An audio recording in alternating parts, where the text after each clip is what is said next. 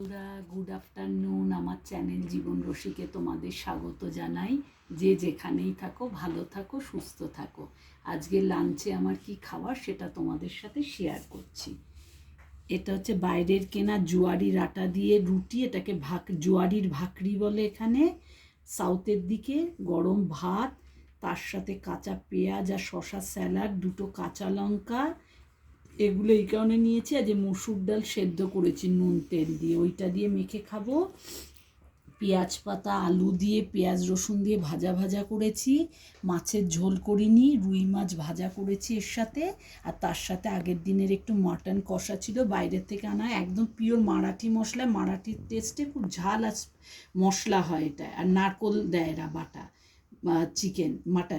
Chicken mutton দুটোতেই দেয় নারকোল কুড়ো।